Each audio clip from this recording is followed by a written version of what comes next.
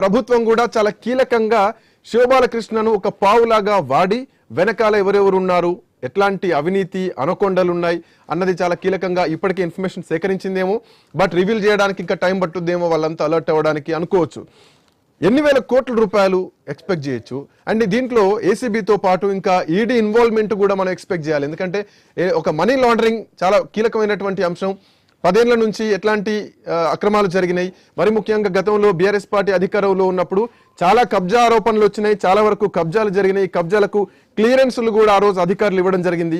చాలా మంది ఐఏఎస్ల పేర్లు వినిపించినాయి. దీంట్లో ఇప్పుడు ఈ ప్రభుత్వంలో రజత్ కుమార్ పేరు కానీ, సోమేష్ కుమార్ పేరు కానీ, ఇప్పుడు అరవింద్ పేరు కానీ. సో బాలకృష్ణను ఎరవేస్తే ఒక 3-4 ఐఏఎస్లు వస్తున్నారా?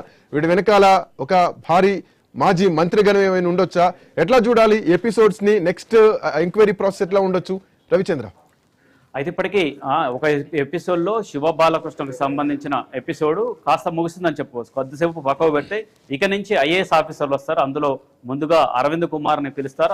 అరవింద్ కుమార్ని విచారణ చేపడతారు. ఇప్పటికే ప్రభుత్వం కూడా గ్రీన్ సిగ్నల్ ఇచ్చినట్టు తెలుస్తుంది. ప్రభుత్వం గ్రీన్ సిగ్నల్ ఇచ్చినట్టే అని చెప్పుకోవచ్చు. ఎందుకంటే అరవింద్ కుమార్ని విచారిస్తేందుకు ఇక రంగం సిద్ధమైందని చెప్పుకోవచ్చు. ఏసీబీ విచారిస్తుంది. ఎందుకంటే శివ బాలకృష్ణ ఇచ్చిన ఒక వాంగ్మూలంలో ప్రముఖంగా అరవింద్ కుమార్ పేరే చెప్పారు. దీంతో అరవింద్ కుమార్ కూడా విచారిస్తారు. దాంతోపాటు సోమేష్ కుమారా ఇంకొకరు వస్తారా ఏంటన్న కోణంలో కూడా విచార చేయాల్సిన అవసరం ఉంది. ఎందుకంటే ఈ మధ్య కాలంలో ఆయన పేరు కూడా ప్రముఖంగా వినిపిస్తుంది. సోమేష్ కుమార్ పేరు కూడా హైదరాబాద్ చుట్టుపక్కల ప్రాంతాల్లో విలువైన ప్రాంతాల్లో ఐఏఎస్ ఆఫీసర్లు కన్నేశారనటానికి కూడా ఈ ఉదాహరణలు చెప్పుకోవచ్చు. కాకపోతే ఇదే విధంగా ఐఏఎస్ అధికారుల మీద విచారణలు చేపడుతుంటే ఐఏఎస్ అధికారుల సంఘం కూడా బయటకు వస్తుంది. దాంతో ఈ విధంగా మేము ఉద్యోగాలు చేసినట్టుగా మా మీద ఇలాంటి నెపం మా మీద నెట్టడం ఏంటన్నట్టుగా అభిప్రాయాన్ని కూడా వాళ్ళు కూడా వ్యక్తం చేస్తుంటారు. దీంతో ఈ విధంగా రకరకాల ఇష్యూస్ వస్తుంటాయి చెప్పవచ్చు. ఎందుకంటే ఐఏఎస్ అధికారులు మిగతా అధికారులు కూడా మాకు కూడా మచ్చలు వస్తాయి, దాంతోపాటు మాకు అవినీతి మరకలు అంటించడం ఏంటంటే ఒక కోణంలో కూడా వాళ్ళు వస్తుంటారు. ఈ విధంగా ఐఏఎస్ అధికారుల మధ్యలో కూడా 2 వర్గాలుగా చీలిపెట్టడానికి అవకాశాలు కూడా ఉంటాయి. ఎందుకంటే కొంతమంది ఐఏఎస్ అధికారులు అవినీతికి పాల్పడ్డారు, కొంతమంది నిజాయితీగా పనిచేసేట్టుగా ఐఏఎస్ అధికారులు కూడా ఉన్నారు. హైదరాబాద్లో, తెలంగాణలో, అన్ని రాష్ట్రాల్లో ఉంటారు. అలాంటి వాళ్లకు ఇలాంటి వాళ్ళు మచ్చ తెచ్చేయడానికి అవకాశాలు కూడా ఉంటాయి. కాబట్టి వాళ్ళు కూడా పెదలు యుక్తారు, వీళ్ళు కూడా పెదలు యుక్తారని చెప్పవచ్చు. మొత్తానికి మాత్రం కొంతమంది ఐఏఎస్ అధికారులు మాత్రం ఈ విధంగా కొన్ని చోట్ల తిష్ట వేసుకొని కూర్చొని ఈ విధంగా కొన్ని ఏళ్ల పాటు ఉండి ఇలాంటి అవినీతికి పాల్పడ్డారు. కొన్ని 100 ఎకరాలు కూడబెట్టడం, ఐఏఎస్ అధికారులకు వాళ్ళు ఉన్నటువంటి జీతం ఎంత, వాళ్ళు ఎంత సంపాదిస్తారు, ఎన్ని రెట్లు సంపాదిస్తారు. ఒక ఐఏఎస్ అధికారికి 1 లక్ష రూపాయలు ఉంటే 10 లక్షలు, 1 కోటి, 2 కోట్లు, 10 కోట్లు, అంతేకాకుండా 100 కోట్లు, ఏకంగా ఒక విధంగా చెప్పాలంటే 1000 కోట్లలో ఆస్తి వాళ్ళకు కావచ్చు, వాళ్ళ బినామీలకు కావచ్చు.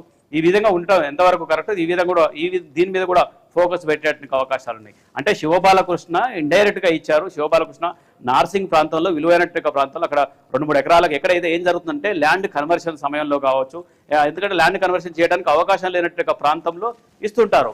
అవకాశం అక్రమంగా వాళ్ళకి అనుమతులు ఇస్తుంటారు.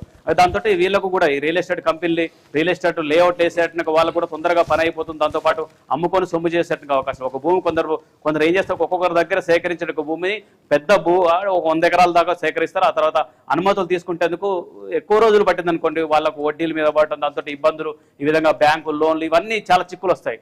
వెంటనే అనుమతులు తీసుకుంటే ఆయనకి ఇచ్చేస్తే ఈ విధంగా మాకు లేఅవుట్లో అవుతుంది, ఆయనకు అమ్మేలా ఉంటాయి. దీంతో ఇద్దరికి పని అయిపోతుంది అన్న కోణంలో ఈ విధంగా ముడుపులు ముట్టాయని చెప్పుకోవచ్చు. శివబాలకృష్ణకు ముడుపులు ముడితే ఇదే శివబాలకృష్ణ వాంగ్మూలంలో, ఏసీబీ వాంగ్మూలంలో స్పష్టంగా చెప్పారు, నేను ఒక్కనే తినలేదు, వాటాలు మిగతా వాళ్ళకు కూడా ఇచ్చాను. మిగతా వాళ్ళకంటే నా కింది స్థాయి అధికారులకే కాదు, నా పైన ఉన్నటువంటి అధికారులు, శివబాలకృష్ణ గ్రూప్ 1 అధికారి, నా పైన ఉన్న అధికారులు ఇంకెవరంటే ఐఏఎస్ ఆఫీసర్, ఐఏఎస్ ఆఫీసర్లకు కూడా ఇచ్చారు. అందులో అరవింద్ కుమార్ పేరు చెప్పారు. ఈ విధంగా అరవింద్ కుమార్ పేరు చెప్పారు. అరవింద్ కుమార్ కూడా చాలా హిస్టరీ ఉందనటానికి కూడా ఉదాహరణగా చెప్పుకోవచ్చు. గతంలో ఔటర్ రింగ్ రోడ్డుకు సంబంధించి ప్రతి ఏటా 633 కోట్ల ఆదాయం, ఆ రోజుల్లో అంటే గత 2 ఏళ్ల కింద ఉన్నటువంటి ఆదాయం 633 కోట్లు ఒక ఏడాదికి రావాల్సిందే.